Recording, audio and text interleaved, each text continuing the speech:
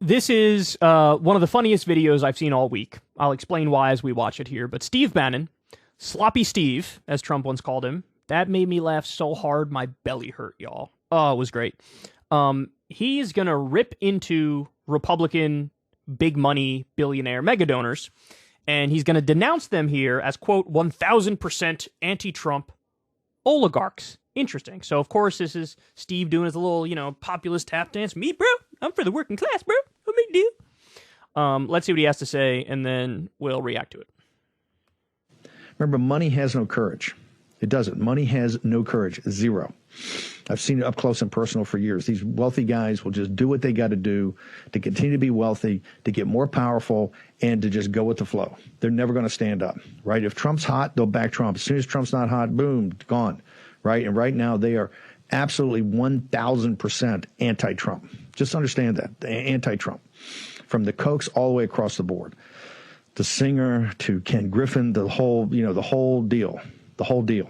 So this is why people go, well, Bannon, you can't talk about tax increases until you get this thing to a surplus, until you get the Federal Reserve to stop printing money and destroying you and your financial well-being and your family and your children and your grandchildren.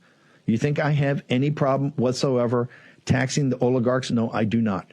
If they're going to be the ones in back of this, supporting all this woke madness and benefiting from all this fiscal domination and deficit spending and benefiting from the Federal Reserve, no, I don't have. And you're taking the brunt of it.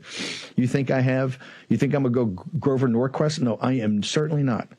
And I'm not talking about rich people, and I'm not talking about wealthy people, and I'm not talking about the upper middle class. No, I'm talking about the oligarchs, and there's plenty of there. So he's doing his fake populist thing of like, me, bro, I want to tax the oligarchs, bro. What are the reasons he gives? Because they're anti-Trump right now, and they're too woke. That's the reason you want to tax them? Now, by the way, when he was in the White House with Trump, and they were negotiating the tax bill, there were these stories that leaked in the press where it was like, Steve Bannon is calling for a tax. I think it was like a tax on Wall Street or something, or it was like a specific tax increase on some wealthy people. And I remember looking at that going, oh, shit. Oh, interesting. Guess what? That didn't make it in the final bill. It was left on the cutting room floor. And Bannon was part of the administration when it was left on the cutting room floor. Even if he fought for it, he didn't fight hard enough for it, right? So here's why this is so funny to me. He's going off on the oligarchs, bro. Oligarchs are so anti-Trump, bro. Big money oligarchs, anti-Trump, not okay. Do you realize how grotesque you have to be of a person to fully and completely sell out to said oligarchs, give them every single thing that they wanted, and then you're still so insufferable that they're like, I can't do it again, bro. I can't give them money. And that's Trump. Trump gave them everything they wanted. Everything, every step of the way. He didn't stand up to them. He was their biggest little bitch boy. He was their little cuck boy the entire time. Policy after policy, helping the oligarchs. And then they're still like, all right, man. A little too much there, dog. We're gonna have to pass. Now, why? Why do they want to pass? These people want continuity and stability in the system because they're the beneficiaries of the system. They're making all the goddamn money, and they have all the power. So when Trump nearly overthrows the election, there's a riot attempting to be an insurrection, and then he's out there still every day claiming the election was rigged, I should be president, terminate the Constitution and stuff. They look at that, and they're like, okay, we don't like that he's a crass asshole on social media, and he's annoying, and he never shuts the fuck up. We don't like that. But this, we can't stand for. Because, God forbid, you destroy every American institution simply because of your ego. When you're a 70-some-odd-year-old man who's going to die within the next decade anyway, we want nothing to do with it. We can have somebody who's going to carry our water and not also threaten the foundations of the entire country. So think about how pathetic Trump has to be to super serve these people. And then they're still like, hey, dog, I know you gave us everything we wanted, but we're not interested. Oh, that's so sad. And then Steve Bannon's out there pretending like, this is the oligarchs are against Trump because Trump was fight the oligarchs, bro. That's what Trump want to do. Really? Well, you were talking about tax increases on the rich. Why did your boy Trump, who you're still simping for, cut taxes on the rich? 2017 tax cut law, his biggest legislative accomplishment was a tax cut where 83% of the benefit went to the top 1% in the long run. It includes a corporate tax cut. It includes incentivizing outsourcing American jobs. Under Trump, 200,000 jobs were outsourced from the United States of America. Under Biden, we've onshored 350,000 jobs. And I'm no Biden simp, but those are the numbers. Those are the facts. Biden is actually bringing jobs back here. Trump only talked about it. Do we need to go through the list again? I can go through the list again. Mr. Populist Donald Trump.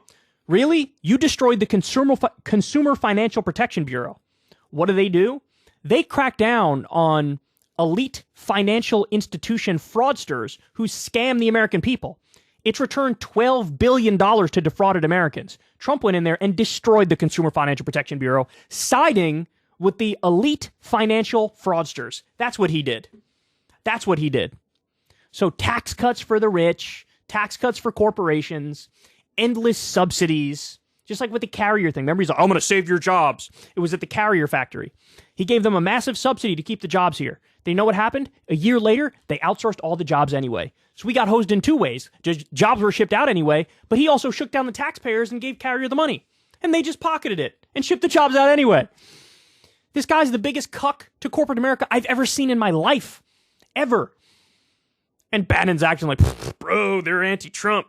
Why? Because Trump's going to be so tough on them, bro. Trump has never wanted anything more than to be welcomed with open arms into the elitist billionaire douchebag club. That's why he's hobnobbing with Jeffrey Epstein. That's why there's a million pictures of him with Jeffrey Epstein. That's why he was on his plane, right? Trump, in a way, he went after Hillary Clinton aggressively, and it worked. But ultimately, it's because he's jealous. He knows Hillary is beloved by the establishment. He wanted to be beloved by the establishment. Look at his style taste. It's gold everywhere. It's bling bling like he's from Cash Money Millionaires, right? Like, why is it like that? Why? Because he wants to be the elite of the elite. He acts, I'm anti-elite. No, he's the most pro-elite, most pro-establishment president you've ever seen in your life. He's George W. Bush or Mitt Romney with mean tweets. And that's what Steve Bannon will never wrap his mind around and never tell you upfront and honestly, is that Donald J. Trump is Mitt Romney with mean tweets. That's what he is. He's George W. Bush with mean tweets. He continued all of our illegal wars. He continued the drone war. He served Wall Street. He served the big banks. What a joke. What a joke. Anyway, there you have it. This is the kind of fake populism that drives me crazy, because to your untrained ear, they might get duped by this, which is just like, whew, man, that's heartbreaking. If you want to see me and Crystal Ball interview legends like Noam Chomsky, Cornel West, and more, subscribe to Crystal Kyle and Friends on Substack. $5 a month gets you the video version a day early. Remember, we take 0 ad dollars for this podcast. Or you can sign up on Substack for free and get the audio version a day later. Link in the video description box below.